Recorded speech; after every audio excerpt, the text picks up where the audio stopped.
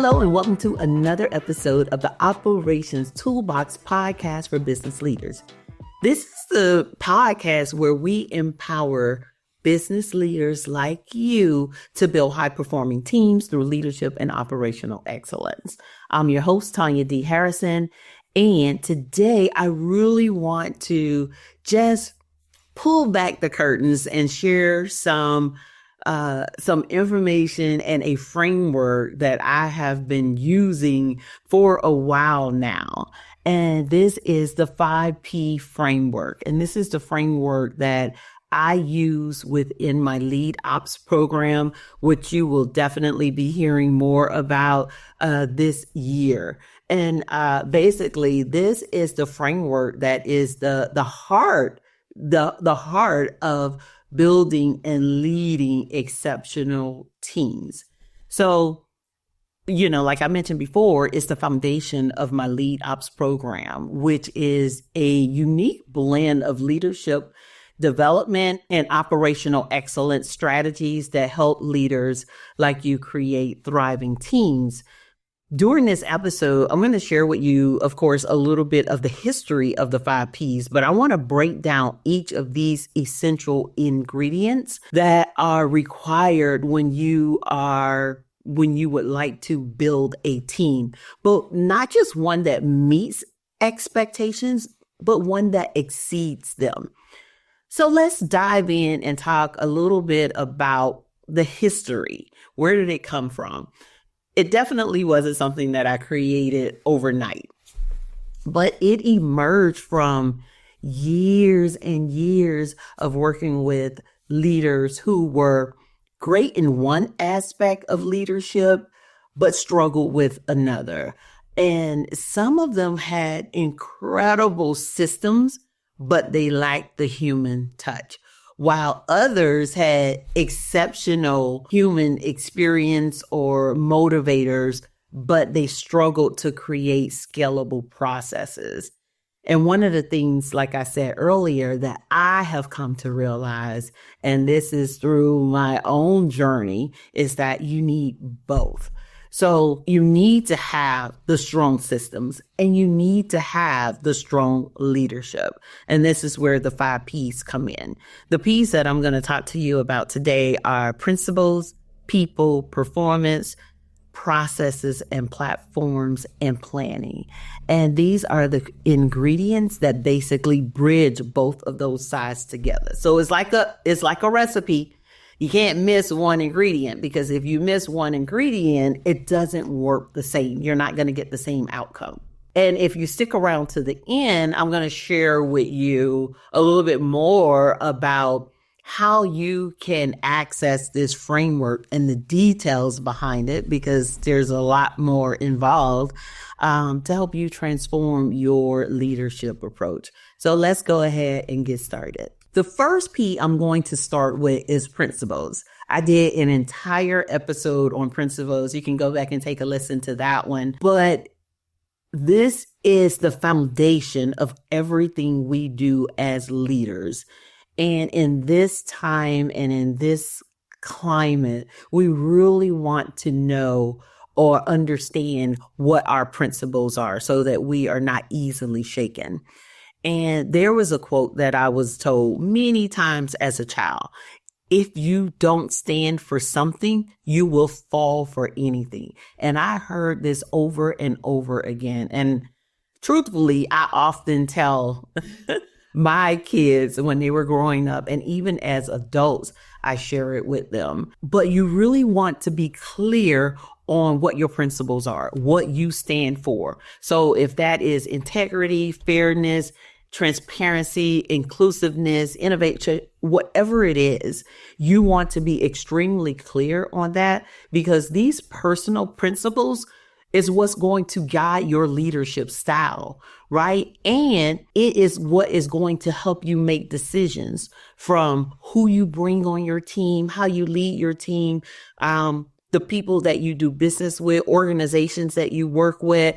All of this is included. So you want to make sure that you are crystal clear on what your principles are as a person and as a leader. So that's the first part of the principles. The principles is three parts, right? So the first one is your principles. The second one is understanding the business's principles.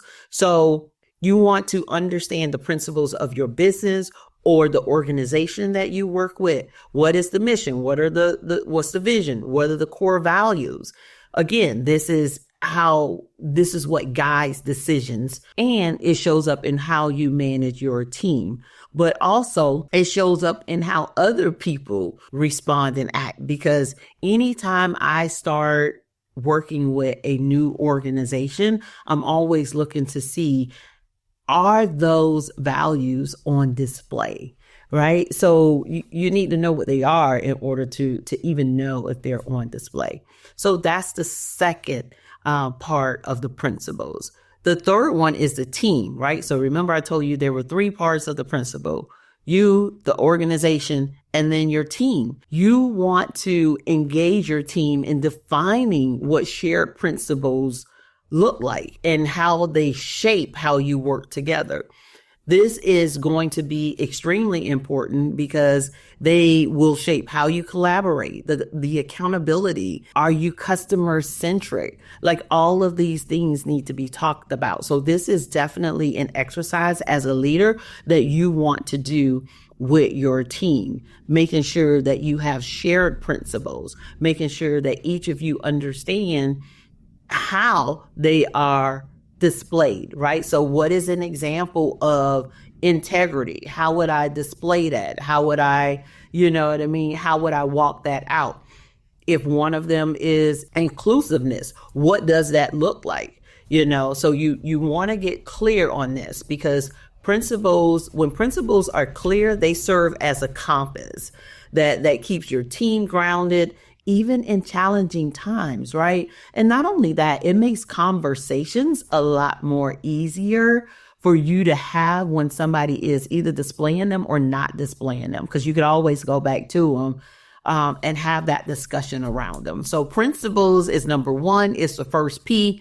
Again, in order for this to work, you got to have all P's, but this one right here is extremely important. And if I had to prioritize any of these P's, this one would be the first one. The second P is people, right? So the heart of any high performing team, the heart of a team is people. You got to have people. And I really believe that Maya Angelou said it best. She's just a great source of wisdom, just her amazing life and career. But one of her famous quotes is, "I've learned that people will forget what you said, people will forget what you did, but people will never forget how you made them feel." And these words should be a guiding principle for all of us in leadership. And when you really put people first, not only is it the right thing to do, but it drives productivity. So, putting people first isn't just something nice to say or just a good idea, right? It is definitely something that you want to make sure that you include, right? And there has been research done around this. A Gallup study found that companies with highly engaged employees see 21% higher profitability. It contributes directly to your bottom line. So you want to make sure that you are putting people first. This is going to help them feel seen and heard and valued. All of this goes into making sure that you are actually seeing them, listening to them, valuing what it is that they bring to the table. So making sure that people are at the heart, at the central of everything that you do is going to be extremely important. P number 3, okay, because we are a business, performance. So the third P is performance, because you can't improve what you don't measure. So you have to be tracking performance and understanding performance, and not just your teams. Again, you got to understand, this is another one that is made up of 3 parts, right? You got to understand your performance as a leader. Because remember, we lead by example. So you have to understand your performance.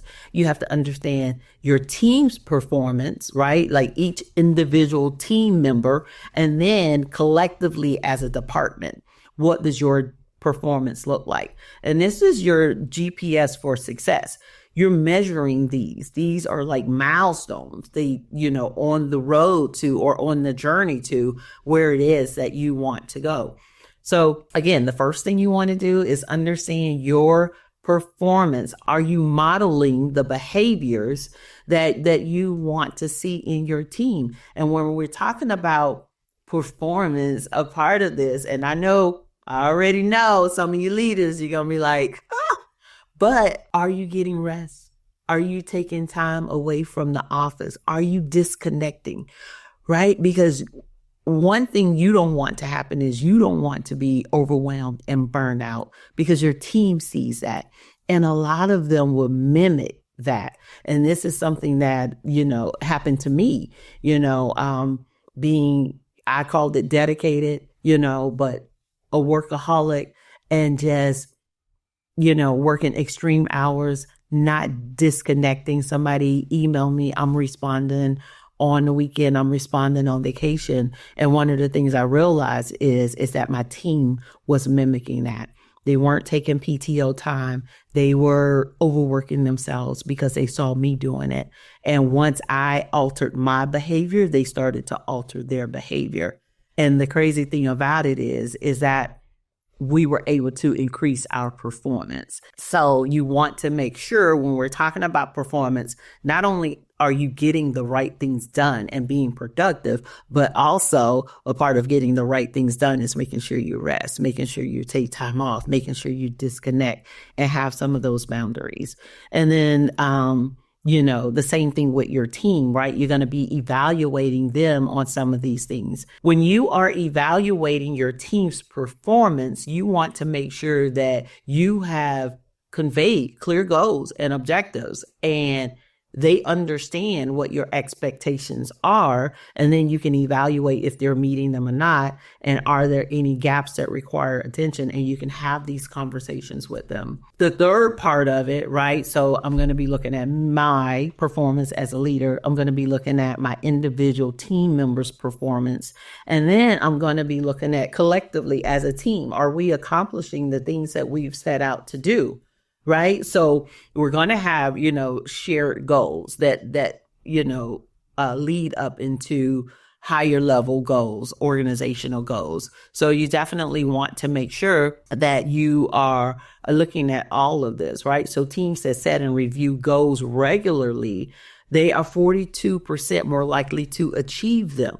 So you want to be having conversations around what those expectations are. And again, measuring what they are. So this could look like performance reviews, regular feedback, definitely making sure that you have clear metrics and tools to measure and identify what's working, what's not working. So get really in tune with the performance in all three of those areas. That is going to be extremely important in building this high performing team. The fourth P is processes and platforms. So these are your workflows and your systems. This is the operational backbone of your team. So even if you hire the best people, it's going to be really hard for them to be successful if they don't have the right tools in place. So your platforms and your processes, this is going to be something that you really want to make sure that your team has access for. You want to make sure that you are evaluating on a regular basis. Do they have what they need in order to be successful? It can be extremely frustrating if you have great team members that really want to do a good job, but they are held back because they don't have what they need. So make sure your processes are in place. This is your workflows, you know what I mean? Written guidelines. So if one team member isn't there, somebody else can pick up the ball and run with it. You don't want people to have to rely on just remembering or sharing information verbally, right? Also, your platforms and your systems and your tools. Does your team have the tools that they need to succeed?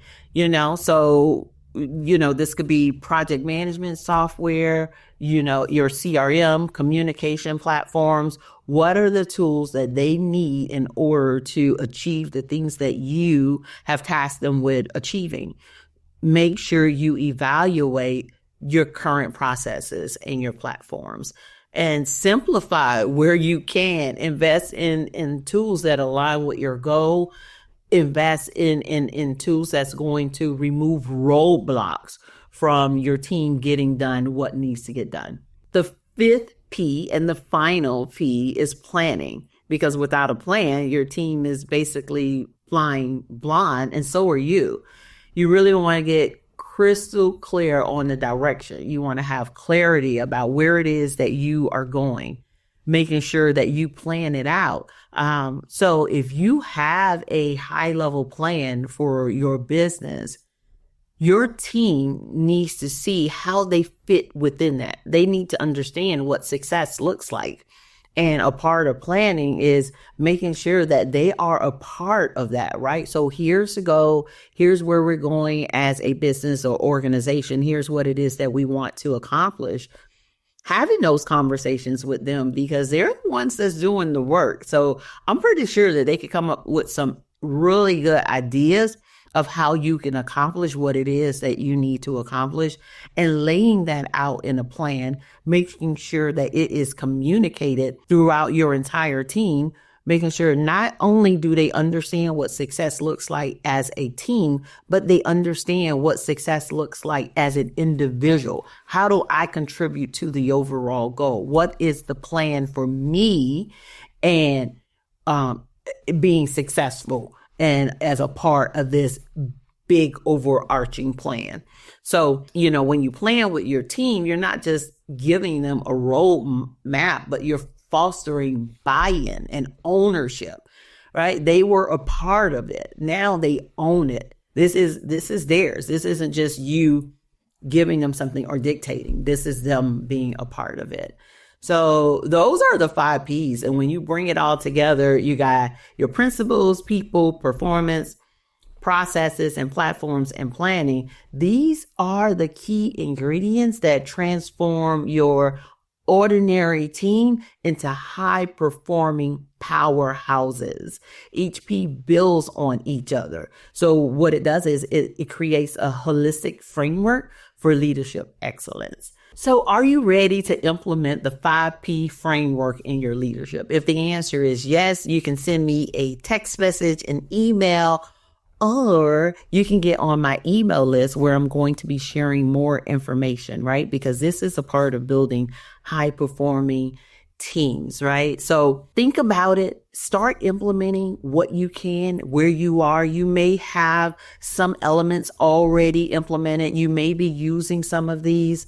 You may just need to tighten up some things or add some things in, but make sure you have all 5 of these P's. This is these are the key ingredients. And I'm telling you, from more than 25 years of experience, you need to have leadership and operations combined when we're talking about high performing teams. All right.